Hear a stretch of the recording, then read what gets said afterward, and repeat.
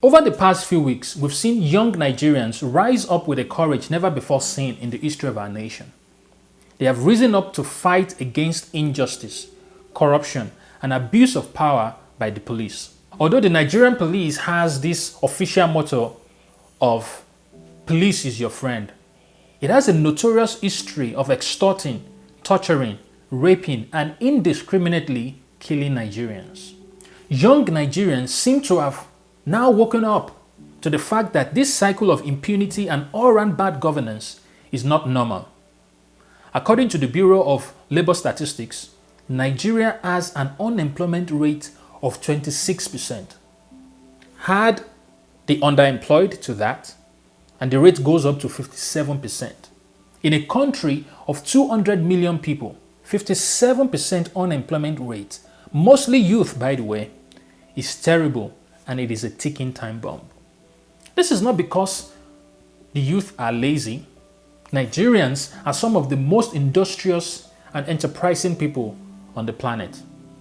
This is so because the ruling class do not care about the welfare of the people. Now the youth have somehow found their voice and they are using it. The unique thing about this cry for justice and inclusion is that it is resonating across tribal, cultural, religious, and generational divides. It would seem that this cry was birthed on the corridors of Twitter, but it has jumped onto the streets and it has penetrated religious quarters. Clergymen have spoken out in support of the yearnings of the youth.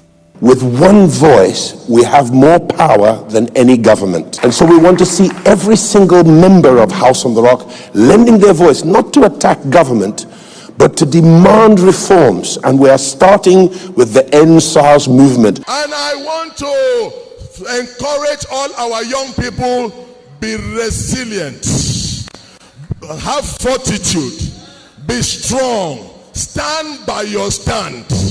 Until you see the change, don't go. Nobody gets out of Nigeria. We all die here. Wa-alaikum assalam wa rahmatullahi wa barakatuh. Advice to the federal government. Shawara ga ma gwamnati tarayya na Nigeria. And if you do not take to this advice, In kuma ba ku bi wannan shawara din nan ba, there is fire on the mountain. gaskiya akwai matsala.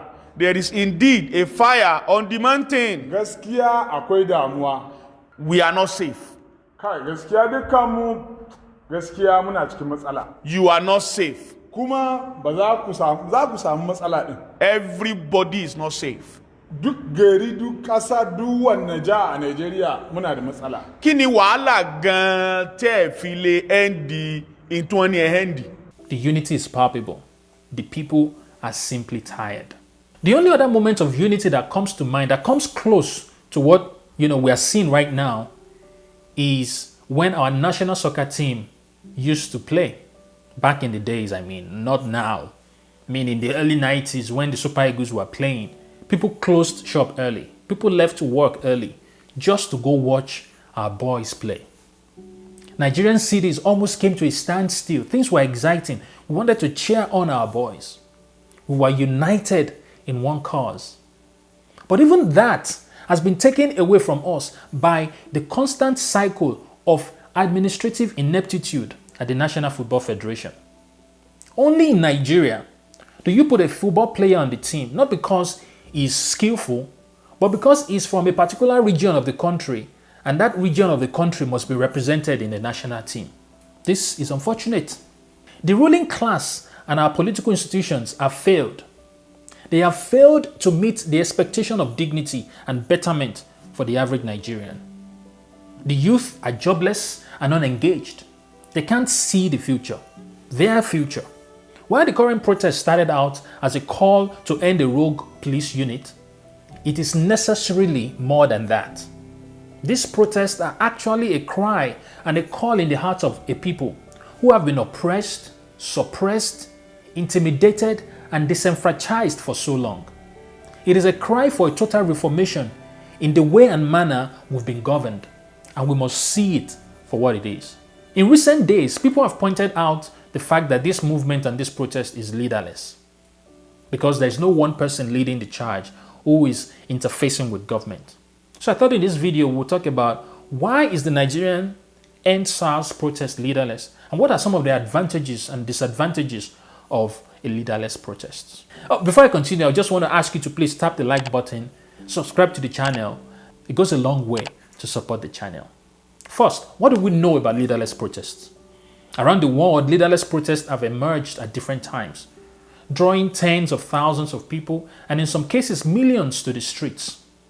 Though the reasons vary, these protests are largely a signal to the government of the day that a large portion of the population is aggrieved by their actions and inactions. Sometimes these leaderless protests are successful. For example, last year, the Prime Minister of Lebanon and Iraq agreed to resign in response to massive leaderless protests. In Chile, the Asia-Pacific Economic Cooperation Summit was cancelled because of massive leaderless protests. So there are actually strategic reasons for keeping a movement leaderless. And the most significant in the context of most African nations is that without a leader at the helm of a movement, it is difficult for the government to focus on one person. They can't simply pick them off or arrest them or intimidate them or worse, kill them. And because we've essentially recycled the same leaders, the same rulers since our independence in 1960, we've had the same people, through military rule and through our new democracy in 20 years ago. These military rulers have perfected what we call divide and rule, or what some other people will call divide and conquer. It is when you intentionally sow division among a people for the sole purpose of suppressing them. They use religious, tribal, and ethnic differences to foment these kinds of division. And because Nigeria is such a diverse group of people, it's not difficult to find an area of difference that you can use to sow division in the hearts of people. But this perennial leadership failure in Nigeria has sown so much mistrust in government. I can't even begin to talk about and describe the impact of this one thing. It's mind-boggling. Ordinarily, the youth should aspire to leadership opportunities. But leadership in Nigeria has gotten such a bad rap, and I would even say a rotten rap, that young people cannot even touch leadership with the longest pole. They just want to back away. They don't want to have anything to do with it. Let's dig a little deeper now. Why do some leaderless protests succeed? Why might some leaderless protests fail?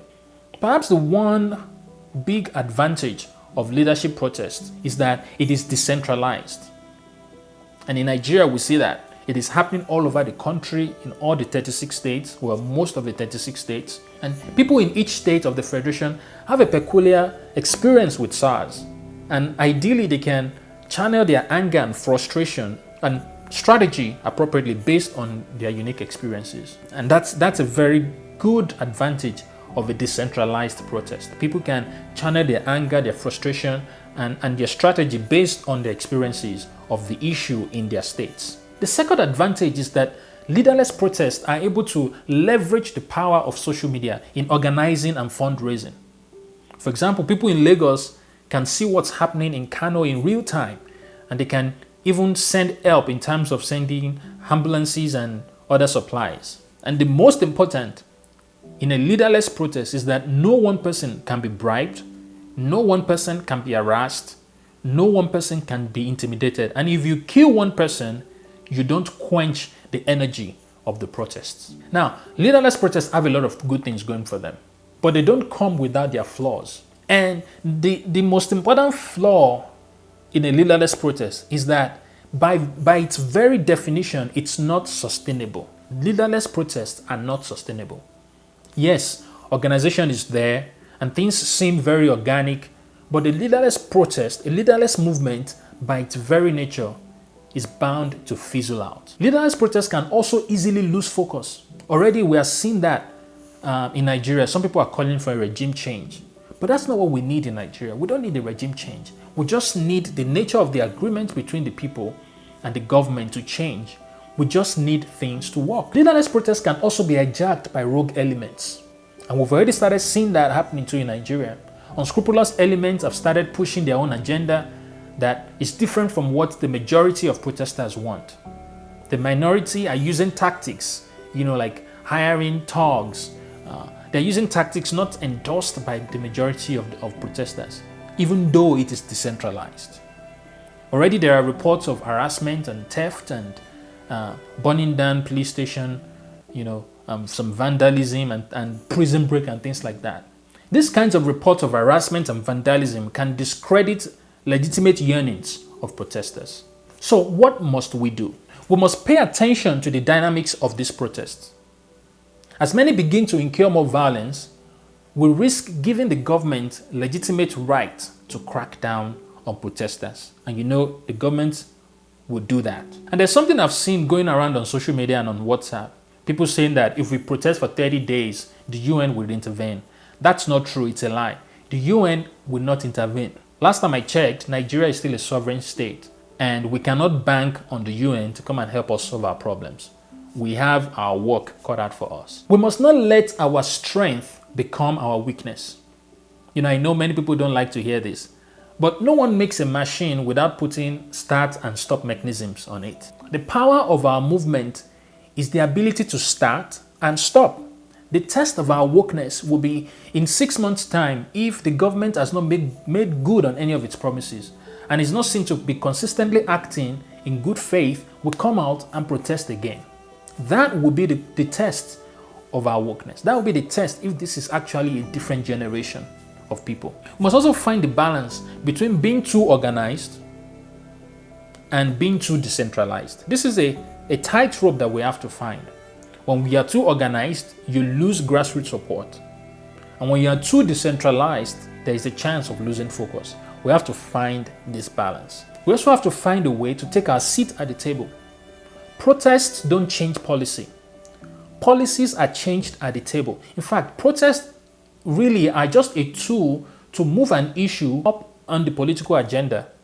In the United States, for example, the current administration might have on its agenda to, re-election might be top on the agenda, next to maybe the confirmation of the Supreme Court justice that was just nominated, and then maybe racial injustice and things like that. But racial injustice was not always on its agenda.